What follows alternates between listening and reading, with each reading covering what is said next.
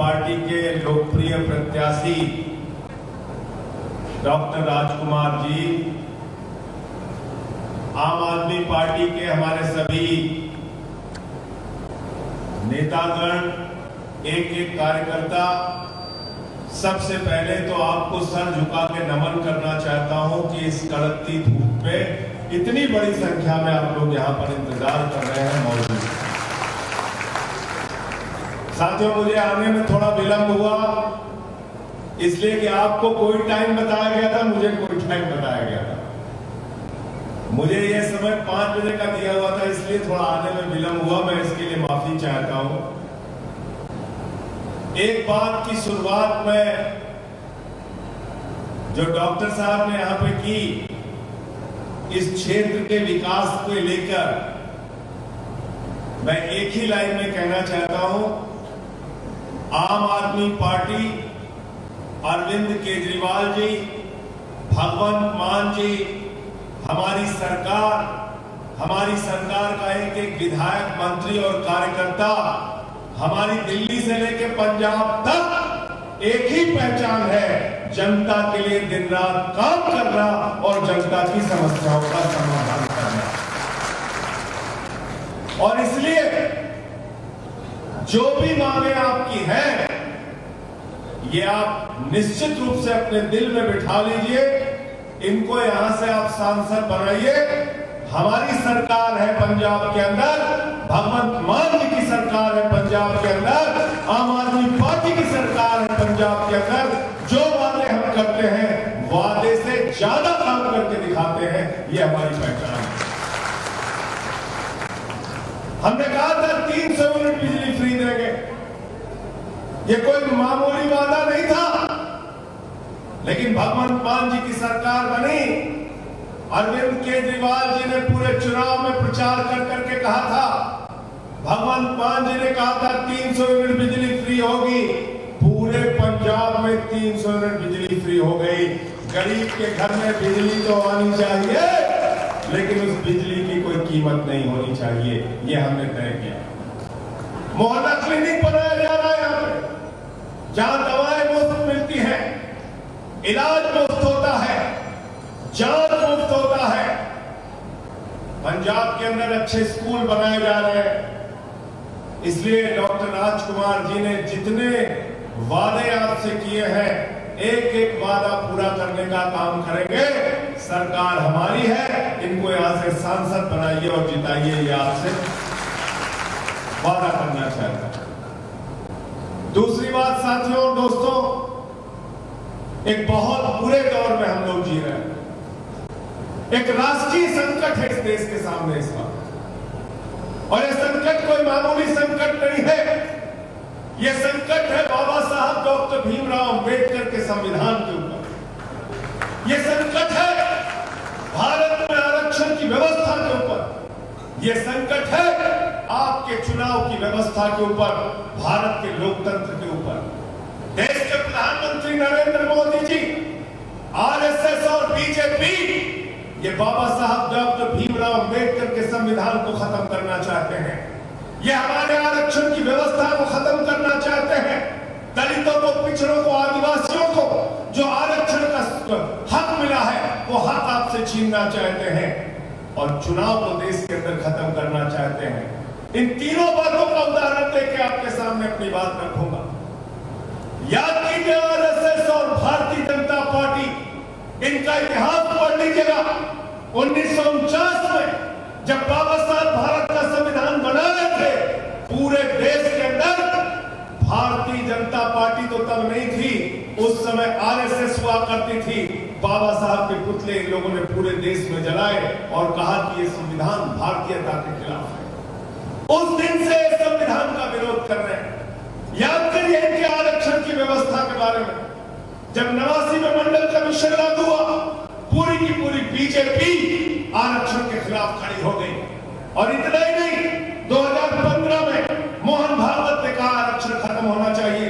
RSS के नेता मनमोहन वैद्य ने कहा आरक्षण से अलगाववाद पैदा होता है। इनके एक नेता है, इनकी पार्टी के प्रवक्ता है अमित मालवीय, एक बार नहीं, दो बार नहीं, 7 बार बयान दिया कि इस देश के अंदर आरक्षण खत्म होना चाहिए। और तो और एक सांसद है इनका तेजस्वी सूर्या, वो कहता है आरक्षण तो गंदा दलदल है। मैं मेरे भाइयों और दोस्तों आपसे कहने के लिए आया हूं, आरक्षण बचाने के लिए इस बार डॉक्टर राजकुमार को अपना वोट देना, भारत के संविधान को बचाने के लिए, क्योंकि यह संविधान 144 करोड़ लोगों को हक देता है। यह संविधान कहता है हिंदू को भी पूरे हक से जीने का अधिकार है देश में, सिख को भी पूरे हक से जीने का अधिकार है इस देश में, मुसलमान को भी पूरे हक से जीने का अधिकार है इस देश में, ईसाई को भी पूरे हक और अधिकार से जीने का अधिकार है इस देश में, दलित को भी पूरे अधिकार से जीने का अधिकार है, पिछड़े को भी पूरे अधिकार से जीने का अधिकार हो, अगड़ा हो, पिछड़ा हो, दलित हो, सवर्ण हो, किसी भी जाति धर्म का व्यक्ति हो। 144 करोड़ लोगों का मुल्क है। मैं मोदी जी से कहना चाहता हूं, ये मुल्क बाबा साहब के संविधान से चलेगा, किसी नरेंद्र मोदी के फरमान से नहीं चलेगा। तानाशाही का आलम है इस देश के अंदर, चुनाव को खत्म किया जा रहा है। अभी देखिए सूरत के अंदर बीजेपी ने वहां पर एक कैंडिडेट का अपहरण कर लिया, बिना चुनाव के चुनाव जीत गए। चंडीगढ़ में देखिए हमारा मेयर जीता था, आम आदमी पार्टी का मेयर जीता था, हमारे वोट चुरा लिए और बीजेपी का मेयर जिता दिया। मैं तो धन्यवाद देना चाहता हूं भारत के सुप्रीम कोर्ट को। हमारे मुख्य न्यायाधीश ने कहा भाजपा वालों तुमने बेईमानी की है, आम आदमी पार्टी का मेयर जीता है और आम आदमी पार्टी का मेयर बनेगा। अरुणाचल प्रदेश में 10 विधायक बगैर चुनाव के वहां पे जीत गए। तो मैं आपसे कहना चाहता हूं ये संविधान को खत्म करेंगे, ये आरक्षण को खत्म करेंगे, ये चुनाव की व्यवस्था को खत्म करेंगे। यहां पर किम जोंग और पुतिन का मॉडल लागू करना चाहते हैं, इसलिए अब की बार वोट में हिस्सा लेकर तानाशाही का अंत करने का काम कीजिए। ये ताकत आपके अंदर है, आप इस देश के मालिक हैं। फर्जी नारों के चक्कर में मत पड़ना। क्या नारा दे रहे मोदी जी? कह रहे 400 पार, 400 पार, 400 पार। गए बंगाल में कहने लगे 200 पार, 200 पार, 200 पार, आई 73 सीट। गए झारखंड में कहने लगे 65 पार, 65 पार, 65 पार, आई 23 सीट। गए महाराष्ट्र में कहने लगे 150 पार, 150 पार, 150 पार, आई 105 सीट। गए कर्नाटक में कहने लगे 130 पार, 130 पार, 130 पार, आई 65 सीट। गए हरियाणा में कहने लगे 75 पार, 75 पार, 75 पार, आई 40 सीट। गए दिल्ली में कहने लगे 45 पार, 45 पार, 45 पार, आई 8 सीट। गए मिजोरम में कहने लगे 21 पार, 21 पार, 21 पार, आई 1 सीट। अब कह रहे 400 पार, 400 पार, 400 पार। जनता कह रही तड़ी पार, तड़ी पार, तड़ी पार। तड़ी पार करना है कि नहीं करना है, इनको बताओ। करना ना, हाथ उठा के बताओ। करना है ना तड़ी पार, तो राजकुमार जी को जिताना होगा। मैं राज्यसभा में हूं, आपकी लड़ाई लड़ने में कोई कमी छोड़ता हूं क्या? बताओ जरा, कोई कमी छोड़ता हूं क्या? किसानों का मसला आया था, मैं टेबल पे खड़ा हो गया और मैंने माइक तोड़ दिया। भाजपाइयों ने कहा संजय सिंह ने तो माइक तोड़ दिया, संजय सिंह ने तो माइक तोड़ दिया। मैंने कहा बेईमानों, अगर तुम किसानों की हड्डियां तोड़ोगे तो मैं माइक तोड़ूंगा, यहां चुपचाप बैठने के लिए नहीं आया। और अभी क्या हुआ डॉक्टर राजकुमार जी? अभी क्या हुआ कुछ दिन पहले? कहां गया राजकुमार जी? अभी यहां पे जिसका नाम मैंने लिया, देश के गृह मंत्री, क्या कहते हैं भाई उनको आप लोग? गृह मंत्री को क्या बोलते हैं? क्या बोलते हैं? जोर से बोलिए ना, सुनाई पड़े। वो आए थे अभी यहां, तो क्या बोला गृह मंत्री ने? कहने लगे भगवंत मान की सरकार हम गिरा देंगे। मैं अमित शाह से कहना चाहता हूं, पंजाब का इतिहास पढ़ो, पंजाबियों का इतिहास पढ़ो, पंजाब के संघर्ष को पढ़ो, पंजाब के बहादुरी की गाथा को पढ़ो। पंजाब के अगर इतिहास को पढ़ोगे तो याद रख लेना, पंजाब नादिर शाह के आगे नहीं झुका। अमित शाह की क्या औकात है, मैं कहना चाहता हूं। तुम पंजाब के लोगों को धमका रहे, तुम यहां की सरकार गिरा दोगे। अरे 92 सीटें दी है आम आदमी पार्टी को, 5 साल तक ये सरकार चलेगी और इतना अच्छा काम जनता के लिए हम लोग करेंगे कि फिर उसके बाद 5 साल के लिए जनता हमको चुनकर भेजेगी, जनता हमको जिताने का काम करेगी। साथियों और दोस्तों, आज जब अपना वोट देने के लिए जाना तो अपने तराजू में तौल के जाना किसका काम भारी है। जिसका काम भारी हो, जिसका काम वजनदार हो, उसको वोट देने के लिए काम करना, उसको वोट देने के लिए काम करना। साथियों और दोस्तों, एक सरकार है मोदी जी की सरकार, जितने वादे आपसे किए कोई वादा पूरा नहीं किया। बोले 2 करोड़ नौकरी देंगे, नौजवानों को धोखा दिया। 82 करोड़ लोगों को राशन की लाइन में खड़ा कर दिया। कहने लगे पक्का मकान देंगे 15 अगस्त 2022 तक, इस देश के लोगों से झूठ बोला। कहने लगे काला धन लाएंगे, 15 लाख हर खाते में पहुंच जाएगा, इस देश की जनता से झूठ बोला। कहने लगे बुलेट ट्रेन चलेगी, झूठ बोला। कहने लगे हमारे देश के किसान भाई अन्नदाता तुम्हारी आमदनी 2 गुना कर देंगे, एमएसपी लागू करेंगे स्वामीनाथन आयोग के रिपोर्ट के हिसाब से। स्वामीनाथन आयोग की रिपोर्ट तो दूर की बात है, लाठियों से पीटा किसानों को, गोलियां चलाई उनके ऊपर, आंसू गैस के गोले छोड़े। हमारे किसान भाइयों की सड़कों के सामने, आंदोलन के सामने कीड़े डाल दी, ऐसे कि वो पाकिस्तान से आए हुए हैं, ऐसे कि वो चाइना से आए हुए हैं, ऐसे कि वो दुश्मन देश के नागरिक हैं। मैं आज से हाथ जोड़कर आपसे विनती करने के लिए आया हूं। 750 किसानों ने किसान आंदोलन में अपनी शहादत दी है। पंजाब के लोगों, उस शहादत का बदला इस चुनाव में लेना।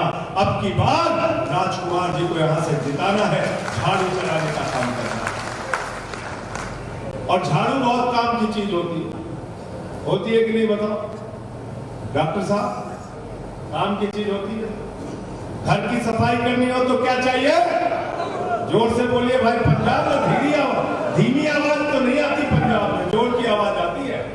घर की सफाई करनी हो तो क्या चाहिए? गांव की सफाई करनी हो तो क्या चाहिए? और शहर की सफाई करनी हो तो क्या चाहिए? और प्रदेश में सफाई करनी हो तो क्या चाहिए? और देश में सफाई करनी हो तो क्या चाहिए? और किसी के दिमाग पे भूत सवार हो जाए तो भूत उतारने के लिए क्या चाहिए? क्या चाहिए? क्या चाहिए बताओ? झाड़ू चाहिए, झाड़ू चाहिए। झाड़ू बहुत काम की चीज है।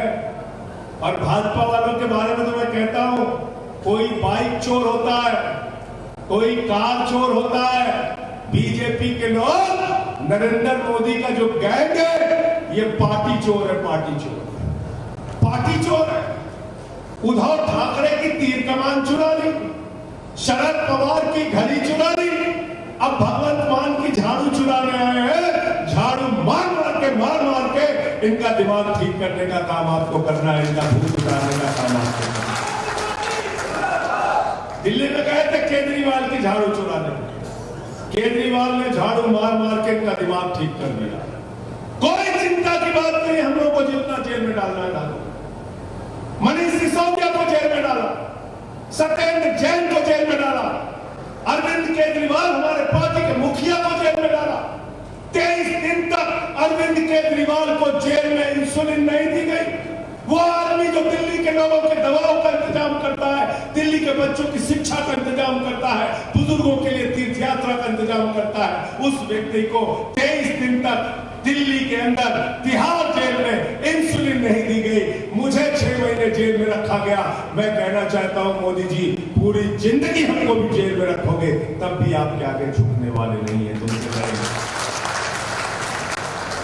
आपको बताने की जरूरत नहीं है पंजाब में क्या क्या हुआ, किसकी किसकी सरकारें थी और क्या क्या किया, यह आपको बताने की जरूरत नहीं है।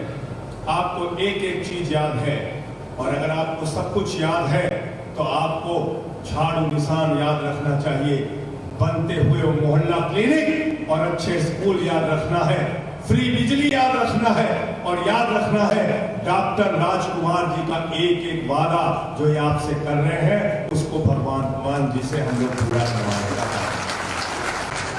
और ये किसी के नहीं है, यहां हमारे क्षत्रिय समाज के लोग हैं। आप भी सुन लो ध्यान से।